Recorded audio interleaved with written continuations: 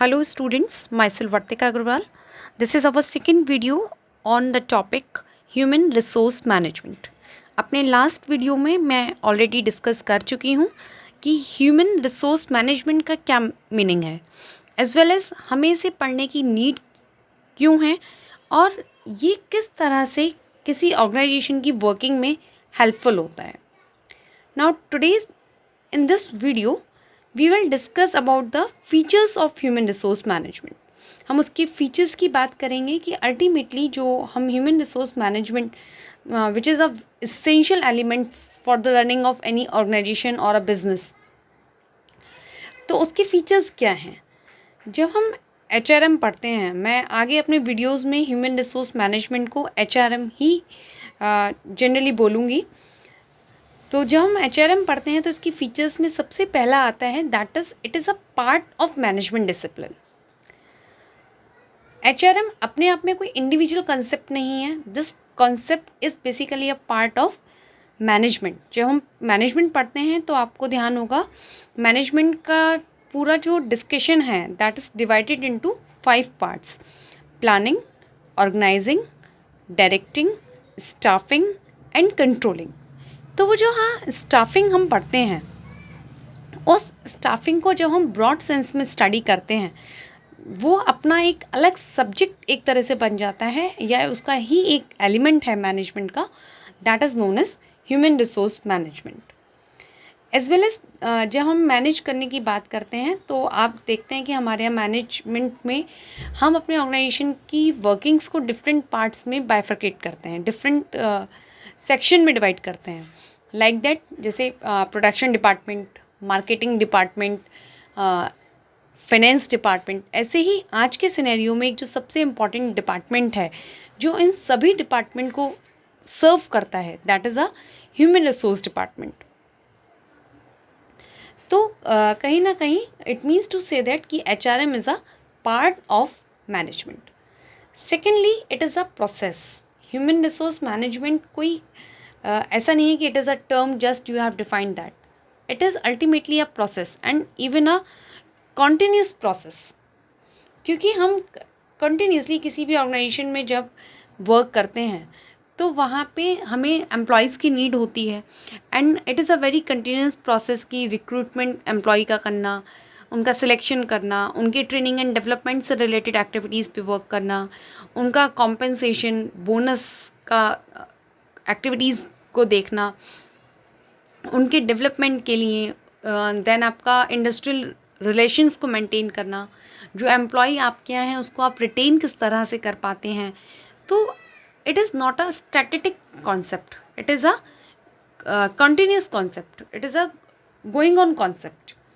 Next वो कहता है कि it is concern with people. Obviously कि HRM का पूरा कंसर्न किससे है? It is concern with people in the organisation, both present and potential. तो इसका केवल जो कंसर्न है वो केवल उन लोगों से नहीं है जो कि ऑर्गेनाइजेशन में है, एज वेल एज वो लोग भी, वो पोटेंशियल भी जो हम अपनी ऑर्गेनाइजेशन के लिए लाना चाहते हैं, जो अवेल करना चाहते हैं. तो HRM उस पर भी फोकस करता है. जो आज के टाइम पे आप देखेंगे बड़ी बड़ी ऑर्गेनाइजेशंस हैं, वहाँ पे जो HRM डिपार्टमेंट है वो कंटिन्यूसली वर्क करता है कि that is to hire the best employees for their organisation. तो कंटिन्यूसली उस मार्केट में दे वर्क एज अ विजिलियंट कि कौन सा एक बेस्ट एम्प्लॉई है और जो उनकी ऑर्गेनाइजेशन को सर्व कर सकता है, उनके लिए बहुत हेल्पफुल हो सकता है. तो वो उसको लेके कंसर्न रहते हैं. दूसरा, HRM केवल ऐसा नहीं है कि किसी एक लेवल से रिलेटेड है. It is related with all the levels, whether it is a top management, middle management, supervisory management और द ऑपरेटिव्स. क्योंकि हर लेवल पे हमें किसकी ज़रूरत पड़ती है? ह्यूमन रिसोर्स की ज़रूरत पड़ती है. कोई भी लेवल आपका ऐसा नहीं है कि जहाँ पे आप मशीन से केवल काम करा सकते हैं, टेक्नोलॉजी से केवल काम करा सकते हैं. Everywhere at every place you need the human resource. Secondly वो कहता है directed towards achievement of objective. HRM का जो आपका ऑब्जेक्टिव है वो क्या है? बेसिकली कि लोगों को इस हिसाब से, आपकी जो एम्प्लॉयज़ हैं उनको इस अकॉर्डिंगली मैनेज करना, so that you can achieve the objectives of your organisation. Ultimately आप जो बिज़नेस सेटअप करते हो, उस बिज़नेस को सेटअप करने का ऑब्जेक्टिव क्या है? That is you want to attain your objective. जिस उद्देश्य के लिए, जिस ऑब्जेक्टिव के लिए आपने बिज़नेस सेटअप किया, उसी के लिए आप सारे रिसोर्सेज लेके आ रहे हैं, वेदर वो आपका ह्यूमन रिसोर्स है या आपके नॉन ह्यूमन रिसोर्सेज हैं। तो जब ह्यूमन रिसोर्स की भी बात करते हैं तो हमारा अल्टीमेटली कंसर्न क्या है? That is to manage, that is to maintain the human resource in such a way so that we can attain the objectives of our organisation. Next वो कहता है यूनिवर्सल एग्जिस्टेंस। एचआरएम कोई ऐसा नहीं है कि किसी एक पर्टिकुलर ऑर्गेनाइजेशन में चाहिए या किसी एक पर्टिकुलर ऑर्गेनाइजेशन में हमें नहीं चाहिए। आपकी कोई भी एक्टिविटी है, वेदर अगर हम एक जनरल डिस्कशन करें तो आपका चाहे एग्रीकल्चर सेक्टर है, चाहे आपकी इंडस्ट्रीज़ हैं, चाहे आपका कॉमर्स सेक्टर है, आई मीन टू से जो आपकी अलाइड एक्टिविटीज़ हैं, जस्ट लाइक आपका insurance sector, banking sector, warehousing, advertising, कोई भी सेगमेंट आप ऐसा नहीं देखेंगे जहाँ पे आपको ह्यूमन रिसोर्स की ज़रूरत ना पड़े, या कोई ऐसा थ्रू आउट द वर्ल्ड ऐसा कॉर्नर नहीं है आप कहते हैं कि नहीं एक स्पेसिफाइड कंट्री में ह्यूमन रिसोर्स की ज़रूरत है, दूसरे कंट्रीज़ में नहीं है, तो ऐसा भी नहीं है। So it is a universal existence, हर जगह, everywhere, even at your home, even at your school, colleges, society, everywhere you see the human resource, और उसकी एग्जिस्टेंस है और उसको बेस्ट पॉसिबल वे में यूटिलाइज करना, that is a challenge. So these all are the features of HRM.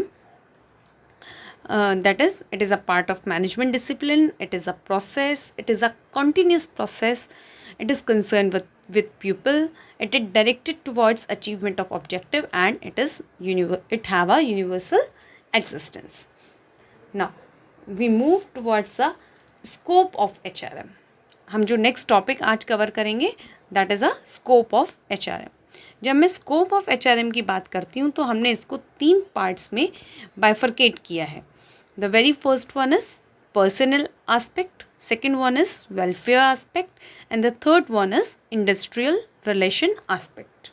देखिए क्या कहता है वो कि जो HRM वो किस किस एरिया में वर्क करता है. स्कोप का मतलब ये तो होता है कि उसका जो क्षेत्र है वो कितना विकसित है, कितना विस्तृत है या संकुचित है, मतलब कि उसका जो काम करने का दायरा है वो छोटा है या बड़ा है, या वो किस किस क्षेत्र में, किस किस एरिया में वो वर्क करता है.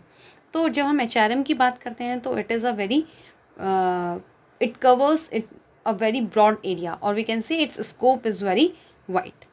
इसको हमने 3 पार्ट्स में बाइफरकेट किया. पहला मैंने कहा आपसे पर्सनल आस्पेक्ट. जो आपका पर्सनल एस्पेक्ट है, बेसिकली ये जो आपका कंसर्न होता है that is with the acquisition of employee, their development, mobility and compensation. माने कि 4 चीज़ों से लेके मेन ये कंसर्न है. सबसे पहला मैंने कहा एक्विजिशन ऑफ एम्प्लॉय का, कि आप एम्प्लॉय का एक्वायरमेंट कैसे करते हैं, आप एम्प्लॉयज़ को अपने यहाँ लेके कैसे आते हैं. फिर उनका डेवलपमेंट आप कैसे करते हैं. नेक्स्ट मोबिलिटी, और फिर है कॉम्पनसेशन. तो बहुत सारी एक्टिविटीज़ ऐसी हैं जो कि इन चारों सेगमेंट से, इन चारों पैरामीटर्स से रिलेट करती हैं. अब जब आप एम्प्लॉय के एक्वायर की बात करते हैं तो सबसे पहले आप क्या करेंगे, इसमें ह्यूमन रिसोर्स प्लानिंग. आप प्लानिंग करते हो कि बेसिकली आपको कितने लोग चाहिए, आपको किस पर्पस के लिए चाहिए, जो लोग आपको चाहिए उनकी स्किल्स क्या होनी चाहिए, उनकी नॉलेज क्या होनी चाहिए, उनके पास डिग्री क्या होनी चाहिए, उनका एक्सपीरियंस क्या होना चाहिए, वो सब कुछ आप प्लान करते हो. देन उसमें आता है जॉब एनालिसिस या रोल एनालिसिस. जो बंदा आप प्लान कर रहे हो उसका जॉब प्रोफाइल क्या होगा, वो जो काम करेगा उस जॉब की नेचर क्या होगी. देन उसके बाद फिर आप किस तरह से रिक्रूटमेंट करेंगे, आपका रिक्रूटमेंट प्रोसेस क्या होगा, इट्स इंटरनल है, एक्सटर्नल है. आप कॉलेजेस से जो आपके ऑन कैंपस सिलेक्शन होते हैं आप वैसे करेंगे, या आप एडवर्टाइजिंग जो आपकी या एजेंसीज़ होती हैं, रिक्रूटमेंट आपकी एजेंसीज़ होती हैं, वहाँ से आप एम्प्लॉयमेंट करेंगे. तो आपका प्रोसेस, रिक्रूटमेंट चैनल क्या होगा. फिर आप जब सिलेक्ट करते हैं एम्प्लॉय को तो वो सिलेक्शन का आपका जो पैरामीटर्स हैं वो क्या होंगे, किस तरह से आप अपने एम्प्लॉय को सिलेक्ट करते हैं. कि सिंपल एक एम्प्लॉय आता है, आप उसके डॉक्यूमेंट देखते हैं और आप उसको अपने यहाँ रख लेते हैं, या फिर आपके यहाँ पहले कोई एक रिटन टेस्ट होता है, फिर आपके यहाँ कोई फिज़िकल उसका पूरा एग्जामिनेशन होता है, देन ग्रुप डिस्कशन हो गया, इंटरव्यू हो गया। तो ये बहुत सारे पैनल्स हो सकते हैं, it depends from organisation to organisation. फिर उसका प्लेसमेंट, कि आप जो बंदा लेके आए उसका प्लेसमेंट किस तरह से करते हैं, उसको उसके जॉब से इंट्रोड्यूस किस तरह से करवाते हैं। नेक्स्ट उसमें आता है ट्रेनिंग एंड डेवलपमेंट। आपने जो एम्प्लॉय अपने यहाँ लेके आते हो उसका टाइम टू टाइम आपको कंटिन्यूसली ट्रेनिंग और डेवलपमेंट पे भी फोकस करना होता है, क्योंकि अगर आपको आगे बढ़ना है, आपको नई नई टेक्नोलॉजीज़ के साथ मैचअप करना है, तो आपको क्या करना पड़ेगा, ट्रेनिंग प्रोग्राम्स जो हैं ऑर्गेनाइज करने पड़ेंगे। फिर उसकी परफॉर्मेंस को अप्रेज करना, ठीक है, कि सो दैट कि वो मोटिवेटेड रहे, वो अच्छा काम करे, आगे बढ़ने के लिए सोचे। तो उसकी परफॉर्मेंस को आपको अप्रेज करना है इन अ फॉर्म ऑफ कि आप उसको बोनस देते हैं, आप उसको कोई इंसेंटिव देते हैं। फिर नेक्स्ट आपका आता है कॉम्पेंसेशन, कि आप अपने एम्प्लॉय को कॉम्पनसेट कैसे करते हैं, उसके प्रमोशन, डिमोशन, ट्रांसफ़र या सेपरेशन, इन पैरामीटर्स पे भी आप किस तरह से वर्क करते हैं। That's all cover under the personal aspect. Next we move on the welfare aspect. तो वेलफेयर से आई होप कि आप समझ पा रहे हो, वेलफेयर का मतलब क्या है कि आप उनकी सुविधाओं का, the working condition in which the employee work, तो आप उसको किस तरह से मेंटेन करके चलते हैं। जस्ट लाइक कि आप जैसे कैंटीन की फैसिलिटी हो गई, क्रैचेस हो गई, रेस्ट रूम हो गए, housing, transport, medical assistance, health and safety, उनका एजुकेशन, रिक्रिएशन फैसिलिटीज़ एट्सेट्रा। तो ये सारे जितने पैरामीटर्स हैं they cover under the welfare aspect. क्योंकि देखिए अगर आप इन चीज़ों पे ध्यान नहीं देंगे तो आज का टाइम कंपटीशन का है, बहुत सारी ऑर्गेनाइजेशंस हैं जो इन सब पैरामीटर्स पे वर्क करती हैं, और एक एम्प्लॉई जब तक मेंटली सेटिस्फाइड नहीं होगा वो आपकी ऑर्गेनाइजेशन से नहीं जुड़ पाता।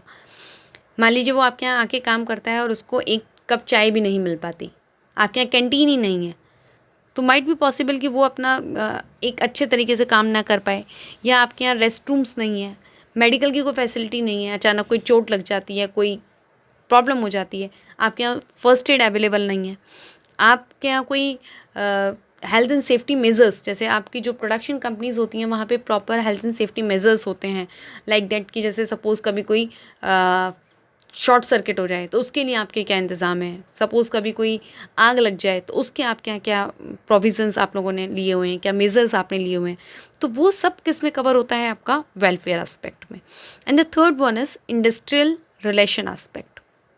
ये बेसिकली डील करता है between the employer and employee का रिलेशनशिप को लेके, क्योंकि मैंने आपको कहा कि लास्ट टाइम वीडियो में मैंने आपको बताया था कि ह्यूमन रिसोर्स को डील करना, टैकल करना सबसे चैलेंजिंग है, because the human resource have the emotions and the feelings and the ego, तो उन सबको मेंटेन करना वो बहुत इम्पॉर्टेंट है, एज वेल एज एक एम्प्लॉयर एम्प्लॉय का हेल्दी रिलेशनशिप मेंटेन रहे तो कोई भी ऑर्गेनाइजेशन ग्रोथ कर सकती है।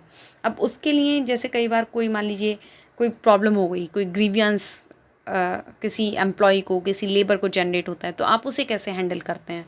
कोई डिस्प्यूट्स हो गए, आप उनको कैसे सेट ऑफ करते हैं। या मान लीजिए कोई किसी पॉइंट पे आपकी जो लेबर है वो कहती है कि नहीं उसको इतना % बोनस चाहिए या कोई फैसिलिटी चाहिए, तो वो बार्गेनिंग सिस्टम आपका किस तरह का है। बिकॉज ऑब्वियसली कि जब आप एम्प्लॉयज़ के साथ, आई मीन टू से ह्यूमन रिसोर्स के संग काम करेंगे तो इस तरह के चैलेंजेस हमें फेस करने होते हैं।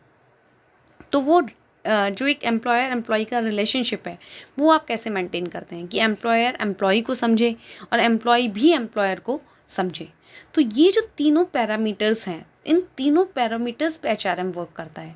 अभी तो मैंने केवल आपको ये टर्म्स बोली हैं, और अल्टीमेटली HRM में हम इन सभी टर्म्स को डिटेल में जाके पढ़ते हैं, जिसके आपके बेसिकली जो चैप्टर्स हैं आगे आप पढ़ते हैं तो वो हर टर्म पे एक इंडिविजुअल अपना चैप्टर बना हुआ है।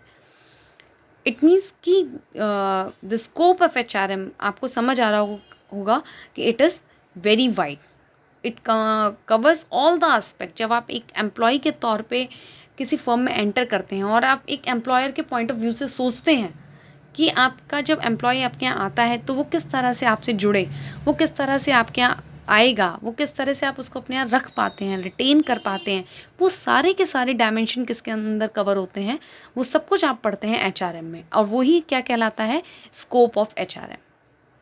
आई होप कि आपको ये दोनों topics features of HRM and scope of HRM clear हो गए होंगे। Still, if you found any of the problem, you can ask to me by posting in the comment section. Okay, okay students, till then, take care, goodbye.